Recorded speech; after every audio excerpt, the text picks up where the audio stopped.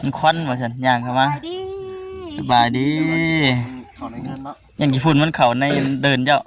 ลูกน้องขึ้นหลายแท้จ้าจะซี่จังเราจังหลอกไว้นะหมายลูกน้องออกบ่ย่านยัง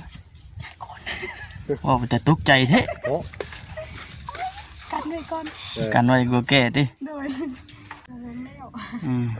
มีคนคุมอีกว่าน่ะอ๋ออันจะของเพิ่นนั่นบ่ฉันบ่โดยบัดงามเพิ่นเล็งงามเพิ่นเล็งก็เล็งนี่อันนี้ได้โอ้นึกว่าเฮ็ดตามใจเฮาแล้วจะมีกดก็คิดไปจังคือกันบ่แม่นเนาะโอ้ยสมมุติว่า2มื้อ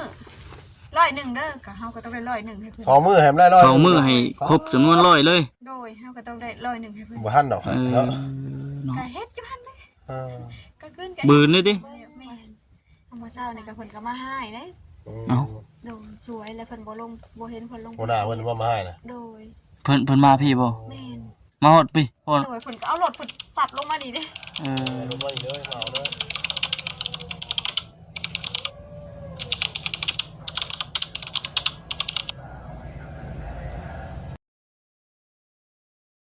สบายดีเด้อเฮือนนั่นสาวทองมีแม่นทางบ้านคุยกันเลยไปยังก็ติดนั่นข้างในเท่าบัดนี้บ่สบายดีบ่ได้บ่สบายดีครับว่าง่ายบางอย่างคือกันอันนี้ก็ได้บ่สบายดีบ่สบายดีแบบพี่น้องนะว่าโตข่อยบ่สบายดีบ่ได้กันบ่เป็นวัดเจอบักงูงานดอกมื้อวานทำนะเฮ้บ่ถือกับงูยามมันแห้งช่วงนี้มันแห้งลมแน่หนาวแน่เลยคืนนี่น้องเอ้ยแดดก็ช่องหน้าพึ่งดีเนาะโมเซนก็มาคือกันพี่น้องเนาะมาทำกัน4คนมื้อนี้ก็ได้4น้องกุ้งใจเนาะคิดว่าเราบ่อยู่มันก็นี่ว่าสิพุ่นแล้วแล่นสัตว์เข้าไปไหนพุ่นแล้วเมื่อกินหน้าที่เมื่อกินแน่เนาะเราบ่อยู่กับที่หน้าที่เมื่อแหละล็อกข้างในเนาะบัดนี้เนาะฮะมันควันว่าซั่นย่างเข้ามาสบายดีเขาในเงินเนาะอย่างกี่ฝุ่นมันเข่าในเดินเจ้าลูกน้องขึ้นหลายแท้จ้าจะซี่จังเราจังหลอกไว้นะหมายลูกน้องออกบ่ย่านยังว่าแต่ตกใจเท่กันด้วยก่อนกันไว้กลัวแก่ติโดยไปอันนั้นจะชวนลงน้องเอาปลาขึ้นปิ้งว่ะลงเลยบ่นี่โดยกำลังลงยังทันได้ครับยังโอ้ยมันขัดจังหวะเราจังไงเนาะ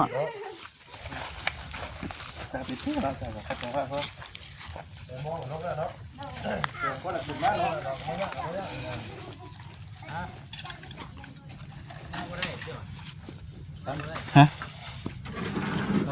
ฮะบ่ง่ายบ่มันคือยังมันง่ายบ่ยามปานนี้พี่เหรอวะโอเคมันนั่งจากไม้ลังมันง่ายบ่มันแนมเข้ามามันคือนี่เพราะว่าปิดประตูตะหม่อมอยู่กินบดอ้ายบ่มีน้ำกินแต่เช้าจังไดบาดนี่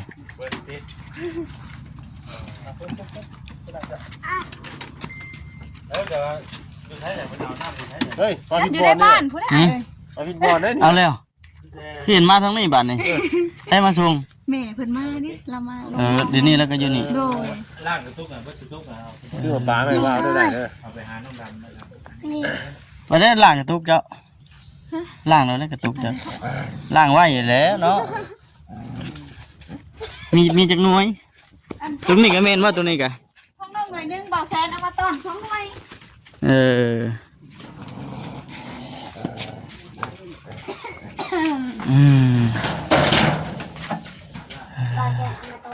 ล้างแล้วบ่เอาไปล้างกำลังว่าสิลงป่าแล้วก็ได้พี่น้องกำลังว่าสิใส่หม้องอ่ะบ่ใส่หม้องไล่ๆอ่ะบ่โดยใส่หม้อง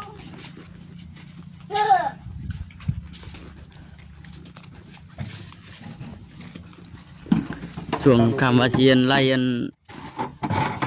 เอาปลามากินแรงไงเนาะเลิกบ่น้ำเลิกบ่เลิกได้เลิกมึงจะสิได้จังบ่จะคนเถอะ3 คน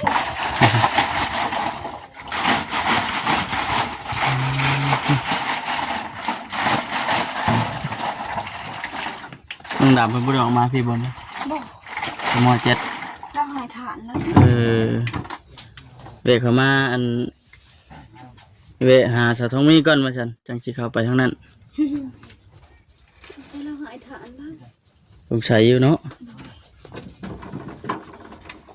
เพิ่นสิอันนั้นน่ะเด้เพิ่นสิพักปีใหม่เลยเด้ โอ้เคินว่าฮอดช่วงปีใหม่นี่แม่น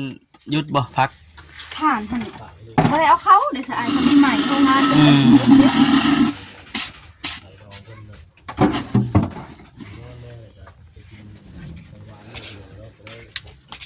น้ำก็เบิดพอดีเนาะ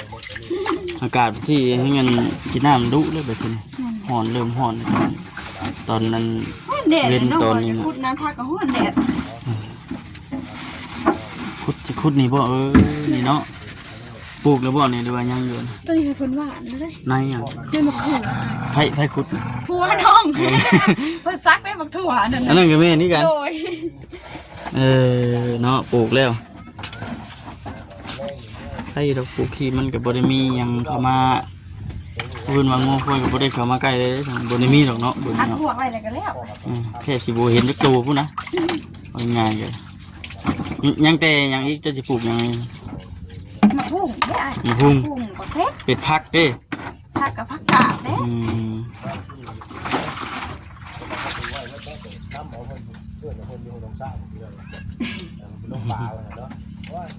ใครร้อนบนหนาวอะไรเด้อ มันนี่มันฮ้อน เป็นมาช่วงเช้าๆนะอากาศเย็นอยู่มีแผนในทำอาหารไหม มันนี่บ่ แม่ อันแอมซัง หึ เบาแอมซั อื ง ม กับผู้สาวก็ได้สวยเติบเลย เริ่มจะสวยแล้วเนาะ โดยแดดออกแล้วน้องสักเขื่อนนะแต่วันใดหันมีผู้หญิง2คนน้องหาบ่ฮู้ชื่อเพิ่น ไผบะ น้องจื้อได้มาตั้งแต่น้องมาอยู่แล้วฮะก็เข้ามา2เทื่อ กี่รู้จักบ่ โดยรู้จัก 2 คน โดย2คน ว่าเลยสิเนาะ แต่มื้อนะคะเพิ่นมา3คนมื้อนั้นน่ะ อืม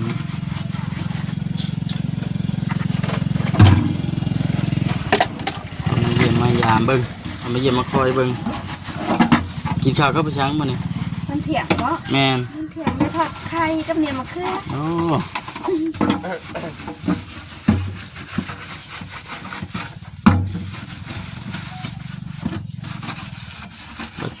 บัดผู้เป็นทัวบัดไปเฮ็ดเวียกแต่ว่าบ่ได้ถือไปที่อันกระตุกน้ำนี่เนาะ บ่เพิ่นบ่ได้ซื้อ ทางน้ำอย่างรอบอ่ะไปหาน้ำบ่ โดย น้ำเป็นเบิดน้ำกินเบิด สบายดีเด้อ โดยสบาย ส ดี บายดีทั้งวันเผยก็ได้ ตรงนี้เขาเดินเสือแล้วก็อยู่เสือครับลูกพอน้ำกินเบิดบ่ โดยน้ำกินเบิด นั่นน่ะ โอ้ เจ้าก็บ่ออกข้างประตูเลย เนาะ ออกว่านั่นน่ะ นั่นนี่ได้แต่ละเทื่อเอากากเขา มันนี่คือมีการขุดกันยังเฮ็ดสูงอย่างรอบอ่ะ ผัวน้องเพิ่นอันนั้นเสียบได้มักถั่ว ตัวบ่ โดย โอ้ เลิกงานมาก็ขุด ตัวเนาะ นานปลูกเราก็ได้ โอ้ปลูกแปลนเมื่อไหร่บ่ได้เนาะนี่มาบ่ได้มามื้อเดียวนี่ก็แปลนอยู่เบิดเลย อย่างน้อยหนึง บ่คำมานี่บ่ ว่านี่บ่ นี่ได้ จังว่าเด้อ เขาเชียร์บ่ ก็บ่อยู่ฮอดจนค่ำใช่ นี่นะ เมื่อวานนี่บ่อนสะตรงนี้จ้ะ ตอนนี้น้องเสียเศร้านี่ ใกล้สิเบิดแล้วยังเหลืออีกจุกหนึงดึกอีกวันนี้ เอาขนมว่าซื้อขนมชอบเล่าให้กิน ดึกอีกวันนี้ก็แม่นเบิดบาน มาเลยว่าขนม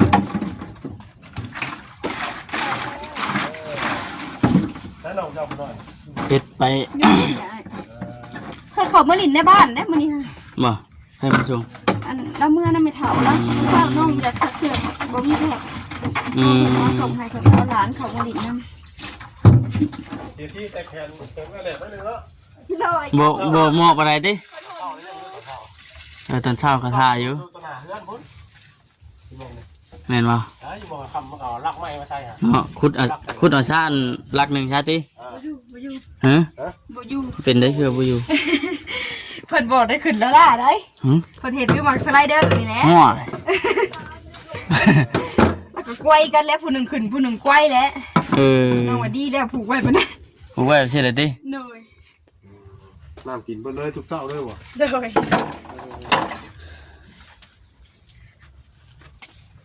กลางไรครับอันนั้นแหละบ่มองยายแล้วบ่อืม ต้องเป็นวัดที่ว่าเด้อ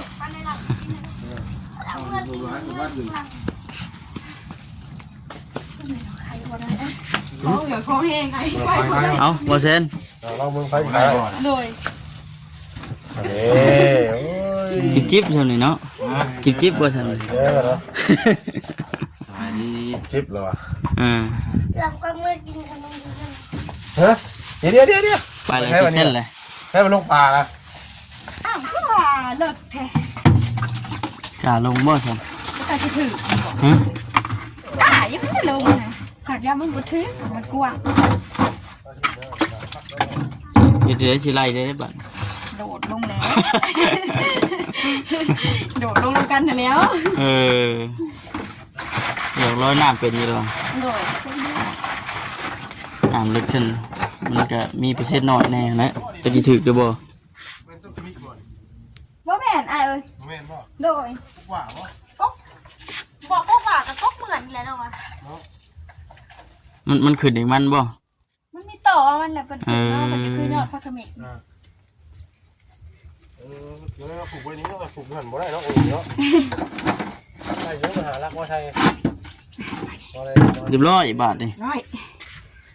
หรือว่าที่นี่ว่าประยุกต์คือล็อกเป็นเก๋ไว้สิครับ เราก็น้องออกไปน้องกันหลอกไว้ว่าเธอน้องอยู่ในน้องกันหลอกไว้ค่ะบอกมีคนมาหา อยู่เพื่อนนี่ก็ล็อกบ่ได้นี่ โดย เราอ่ะ ย่านเนาะ ย่านเราอ่ะ ยันผู้ยันคนนี่แหละแล้วแต่คนแปลกหน้ามาเนาะ เราบ่เคยเห็นติ โดย ต้องเพื่อเขามาได้ก็มีประตูกันมันก็ยังดี โด เนาะ ย มีคนแปลกหน้าเขามาหาอยู่บ่ คุณอยู่บ่เคยเห็นเรื่อยอยู่บ่ บอกได้ ตั้งแต่มาอยู่นี่บ่ได้เห็นเทื่อ บอกเห็นเพิ่นก็เที่ยวไปหายไปหน้าเพิ่นไปพุ่น เออ เพิ่นเที่ยวทาง เนาะมันก็ธรรมดาปกติทางผ่านเนาะทางผ่านหน้าบ้านหน้าเฮือน เพิ่นก็ห้องถามเจ้าเฮาก็มาอยู่บ่เพิ่น เออ เงินปลูกไว้แต่ดนคือบ่เห็นเพิ่น แม่นแล้วติ โดย ไปกินตอนเช้านี่ ตอนเช้าเนาะตอนเช้านั้นวางแรงวานนี่น้องลงตลาด อ๋อ ไปปิ้งปลาเป็นปลาทูมาปิ้งโดย ทางเพิ่นว่ากินข้าวเที่ยงแล้วก่อนทางน้อง มา สิ แล้ ดาว มาแล้วก็ไปแล้ว ดูมันเลยก็ไปแล้วคือเก่า มื้อนี้ก็ไปเฮียนเก่าบ่มัน ลูกบ่ ลูกเจ้าน่ะ ลูกน่ะบ่ไปเหมือนเนี่ยเพิ่นว่าเพิ่นผักปีใหม่ได้ ปีใหม่ ช่วงปีใหม่มัน ผักปีใหม่แล้วอ่ะแม่ครูว่าเพิ่นว่า โยโจพัก ดู เจ้าผัวเรานี่ก็อีกจังหน่อยสิได้พักคือกันถึงจะอ๋อมันยังว่าปีใหม่บ่ได้หยุดบ่ ได้ผักหัวหน้าหาแจ้งแล้วว่าบ่ให้พักว่ะน้องก็เลยว่าเอ้าเจ้าก็คือระบาดแนว เป็น นั้น ทั้งบ่าวเวียดเพิ่นบ้านนี่ทั้งน้องดำมาแกงน้ำหมอกน้ำไหม้นี่บ่ โดยเพิ่นคือมาเห็นนะเพิ่นเอาข้าวต้มมาชงให้ วันนี้บ่ได้มาเหมือนเนาะ เห็นบ่ได้มามื้อนี้น้องว่าเฮ็ดอยากจำแล้วก่อนช้าจังมาลิน เพิ่นยังบ่ได้ว่าทานเพิ่นน่ะ โดยเพราะว่าเพิ่นมาว่านนี่ก็ทางเฒ่าแม่เพิ่นก็ได้โทรนำ เออ ว่าอยากให้เราเฮ็ดให้มันแล้วก่อน มันบ่ โดยคือน้องว่าให้มันมันยากน้ำพื้นน้ำไผ่ เนาะ เตาอนาผัดเพิ่นมีไผ่เด้จ้ะก็เลยว่าให้เจ้าเฮ็ดแล้วก่อนดำเอ้ยเจ้าจังมาว่าเขาเจ้าจังมาลินกัน เที่ยวแต่ยุดเที่ยวแต่โจ้อะไรก็หอยเนาะผู้เพิ่นบัดย่ำอยู่บัดนี่ เออแล้ว มีคนคุมอยู่บ่น่ะ เอาอันเจ้าของเพิ่นนั่นบ่ ฉันบ่ โดยบัดงามเพิ่นเล่ง ยามเพิ่นเล็งก็เล็งได้ เล่งได้ อันนี้ได้ โดย โอ้นึกว่าเฮ็ดแต่ตามใจเฮาแล้ว แต่มีคนก็คิดแบบนั้นคือกัน บ่แม่นเนาะ โดยสมมุติว่า2มื้อ100เด้อก็เฮาก็ต้องได้100ให้เพิ่น สองมื้อแฮมได้ร้อย สองมื้อให้ครบจำนวน100เลย โดยเฮาก็ต้องได้100ให้เพิ่น บ่ทันดอก เออ เนาะ เนาะ ก็เฮ็ดอยู่หั่นเด้ เออ ก็ขึ้น บืนเลยติ แม่นเขาเพิ่นสั่งเด้ซะหันยามกองน่ะเพิ่นบ่วนบ่ได้ดอกกันยามกองเพิ่นยามจุดฐานนี่เพิ่นอยากเล่งเพิ่นอยากเอาฐานเขาข้างหน้า อยากเอาทานอันเข้าโรงงานว่าซั่นเนาะ เอาง่ายเขางานขาดเลยเนาะ แม่น พร้อมนั่นน่ะเพิ่นก็เร่งให้คนงานเอาเขาบัดนี่ได้ไว้ คือของน้องดำนี่ตะบิดเพิ่นว่าให้แล้วก่อนปีใหม่ก็คือสิหลังปีใหม่เพิ่นจะได้เอาเข้าน้องว่ายันเพิ่นโทรไปนัดทางโรงงานเพิ่นว่าอ้ายยันว่าหลังปีใหม่แล้วสิเอาฐานเขาเด้อยันว่า เขาจะว่าเล่งน้องดำเพิ่น เห็นว่าดีบ่ไปมื้อนั้นคือว่าได้ลาแต่ได้บ่ได้ร้อยบ่ เฮากายเบิ่งเนี่ยมื้อนั้นคือว่าหากก็ได้ครึ่งหนึงบ่เพิ่นขอดเนาะ มื้อนี้หาขวดแล้วคือว่า แล้วบ่ น้องถามนภัยเพิ่น คอดแล้วแต่ว่ายังบ่ทันได้ให้ โดย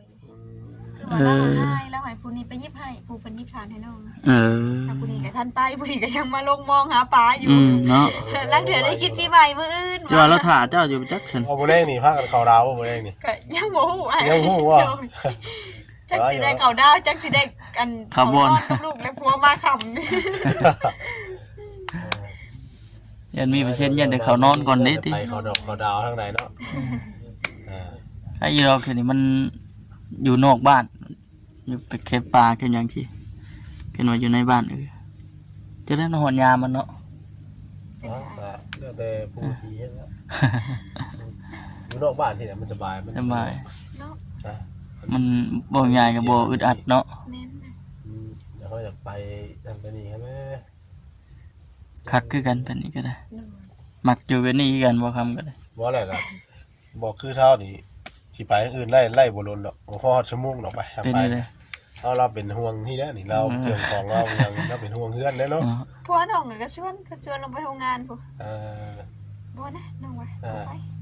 ไปเลยเจ้าก็เอารถข่อยขึ้นมาบ่บ่อยากขับรถว่ะไปรถเจ้าอะ แล้วเราบ่ได้มายังบ่ได้เลยบ่น่ะ เอามาแล้วอ้ายเอ้ย แปลงบ่ได้ว่าได้ อันเพิ่นแปลงให้ก็แก้ไขได้ชั่วคราวเพิ่นก็ว่ายังคือเก่า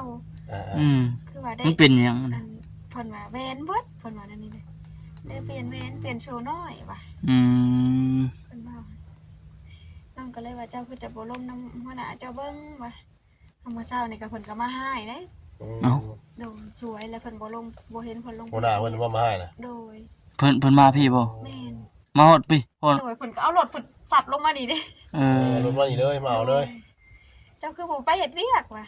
พวกน้องเพิ่นก็บ่ตอบน้องก็เลยว่า เอาน้องก็แจ้งอ้ายแต่ว่านี่ละเด้ว่าว่ารถเพว่าคะแนนขอเงินนำอ้ายแปลงรถอ้ายก็คือบ่ได้ว่าแนวใดน้องก็นั่นนี่เอามาขึ้นรถข่อยไปนี่เพิ่นก็ว่า อ่า จะขึ้นรถไปนำเพิ่น แต่เช้ามานี่มีไผมาไหม มีอันเบาแอน เบาแอน แม่โดยแล้วก็มีผู้หญิงอีก2คนน่ะน้องบ่ฮู้ชื่อเพิ่น ผู้หญิง2คน ขี่รถจักร ผู้หญิงกับผู้ชายบ่ บอกผู้หญิงมาจอง ผู้หญิงบ่ชองไผบ่ มุกดาบ่แม่นบ่ ชื่อเพิ่นอะไร บอกผู้สื่อเพื่อนไหน รถแบบใดรถเพิ่น รถจักรคันสี สาวนวล แต่ จ้ะ ว่าสีขาวนั่นแม่นแล้ว ฮะ เอามุกดาจ้ะ ผู้หญิง2คนใด อ่า หากผู้หนึ่งเพิ่นสีผู้จอยๆชุ่มๆเป็นขาว งงบ่จ้ะ ๆหากน้องก็คือเพิ่นมาเพิ่น เวลาเพิ่นเคยเข้ามา2เทื่อบ่ โดย แล้วนี่เทื่อที่สอง โดย เออ น้องจำได้เพิ่นมามื้อนั้น สไลด์อยู่จ้ะไลด์อยู่จ้ะสไลด์ก็เป็นชาว หากมื้อนะคะเพิ่นมา3คนหลังจากที่เพิ่นมาแล้วเบาจิตเข้ามา อืม แล้วน้องได้ขี่รถออกนำเบาจิตไปพุ่น อืม แล้วมื้อนี้แล้วเพิ่นกลับเข้ามาเป็นเดือนที่2หากเพิ่นมา2คนบ่เห็นผู้หนึง ยันแม่นละ หากคือสิว่าสาวนวลนี่แหละ เอ้ยเพื่อนชาวชื่อนวลนี่แหละ แม่นบ่ ชาวนวลชาวนวลกับชาวไร่เนี่ยไป ประมาณนั้นแหละเนาะ น้องก็บ่ได้ถามเพิ่น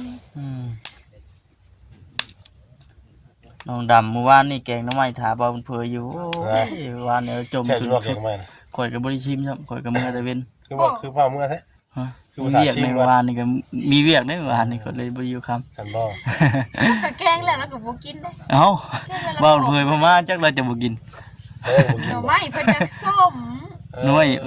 หน่วยดอง โดยมันเหิงแล้วมันส้ม มัน ต้มบ่เย็นน้ แล้วว่าตั้งใจว่าสิง้อเจ้าว่านี่ ไงง้อคอยแกงไข่เด้ เออ ำกินมาสิว่าสิขึ้น มันสิเอาใจว่ามันเพิ่นก่อนเมื่อวานนี่น่ะเพิ่นใจไปนั่น เอาไว้แล้ววานนี่โดนลาย มื้อนั้นน่ะเพิ่นใจหน่อยนึงว่าซั่นมื้อนั้นมื้อไปเที่ยวบุญมื้อนั้น เผื่อใจนิดนึง เพิ่นใจหน่อยนึงเพิ่นไปฮอดพูดเลยมื้อนั้น ไอ้หอดหลงพุ่มเลย ลืม มันผือเลยเนาะ ทำเต็มใจไปจักคิดฮอดใจแล้ว จักจังได๋บ่อยู่ ใครเผื่อใจนี่นะ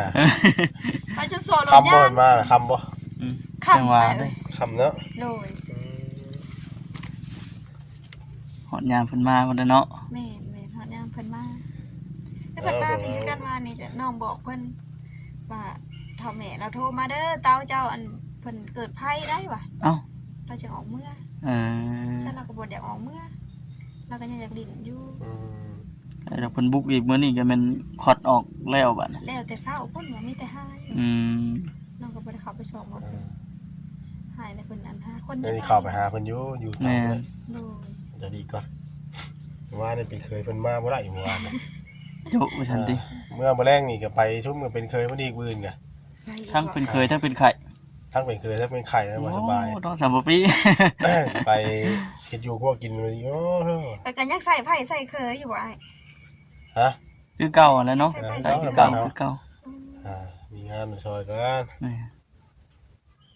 เฮ็ดอยู่พวกกินนี่แหละ คือบ้านผัวน้องเคยเมื่อเทื่อนึง เป็นนี่นะ เคยเมื่อผัดมีงานหั่นนะ ยับมาพี่ก็ได้มันลืมตา เนาะ เคยเมื่อแล้วไปแล้วมีงาน อ่า ไปได้มาจอเป็นไผ่ได้มาซอยชิ้นมา เออ มุดซอยชิ้นแล้วล่างถ้วยได้ว่าไผ่ได้ว่าเวียกไผ่ได้ เวียกไผ่นี่ล่างถ้วย อ๋ ล่า อง ถือว่าปิดหัวเวียนเลย หนึ่งเข่าหนึ่งน้ำไปแล้ว แม่นว่าทางนี้เพิ่นใส่เคยใส่ไผ่เนาะว่า ได้แล้วว่า บางบ้านก็บ่ได้คือกันใดบางทีก็มีแต่แผนกยิงก็มีคือบ้านข่อยนี่เฮ็ดอยู่พวกกินนี่มีแต่ผู้หญิงย่อหยังก็แม่นแต่ผู้หญิงเบิดผู้ชายนี่มีแต่ล่มเท่านั้น บางคนก็นั่นง่ายอยู่ เออ ลมหายแล้วก็อย่างผู้หญิงเฮ็ดปัด นั่นแหละจังหวะ แม่นหั่นน่ะ มีแต่ผู้หญิง มันก็เป็นนึงแล้วเขาเว้าล่ะมาเฮ็ดลายโพดล่างถ้วยล่างหยังกับผู้หญิงนะ อืม เขาก็เลยเป็นก็เลยแบ่งไงซะเอาผู้หญิงเอา เปรียบดิ ชายลงมาเลย อืม มีแต่เพราะว่าซอยหั่นในเขาอ่ะ แม่น เขาซุปเขายังเขาเฮ็ดเอง แม่นแหละ นี่บดทั้งชุบทั้งซอยบด ย่อเขาย่อน้ำเด้ ย่อเขาย่อน้ำก็ซอยกัน ซอยกัน อันนั้นมีแต่ผู้หญิงเด้ ซอยกันเลยนี่ ย่อเขาย่อน้ กันเนาะนายหม ำบ่คือกันแต่ละบ้านมันบ่คือกัน อยากให้แล้วไว้อยากให้ยังเฮาก็ซอยกันบ่ว่าบ่ถือว่าแต่เคยนะ อ่า เจ้าภาพหรือว่าน้องนุ่งญาติพี่น้องก็ซอยกันได้ก็ซอย แล้วแล้วก็แล้วเนาะ แล้วก็แล้วว่านี่น่ะมันบ่หลายคนเด้อ คนโบราณเนาะซอยกัน เดี๋ยวสิเป็นลมทั้งยืนได้วะ บอนเดียวกัน ไปเหมือนกันนะ เออ อยู่นอนกับ จะได้เป็นล่มม่วนดิ เท่าว่าไปล่มลงอยู่หน้าผู้ข่อยว่านนี่ ล่มได้ลุกๆเลยได้เป็นยามนี่ ตอนเมื่อก็มาโดดค่ำพอดีขอโทษนำด้วยน้ำพัดน้ำว่าน โอ้ยเนาะ เขาเป็นวัดเป็นไข่เป็นนาวเขาชั้นบุญเขาอะไรแปลงเป็นแท้นี่วะ สมผัวน้องเนาะอ้ายก็ได้ อืม แต่ว่าคือนี่อาบน้ำ มันหนาว เขาคำเขารู้สึกว่าตัวเขาเหยื่อเขาไปอาบน้ำแห้ง ตื่นแล้ว ไปเลยได้ ตื่มไข่เลย ใครตื่ม นี่ใครว่าเขาว่ารู้สึกว่าเขาหนาวตัวเลยว้า แม่ ตามเช่าเขาเลย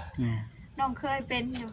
แต่รู้สึกหนาวๆหั่นน่ะอ้ายแต่อากาศร้อนอยู่เข้ามาหนาวหั่นนะอาบน้ำมันสิช่วงเพราะว่ามาอาบน้ำรถไข้ขึ้นมาดิ ทำอาบน้ำนะไข่ขึ้นนั่นเลย เผยช็อกพวกนั้นกันว่าแหมแหงนะ อันนี้คือลงในทัวร์บ่นี่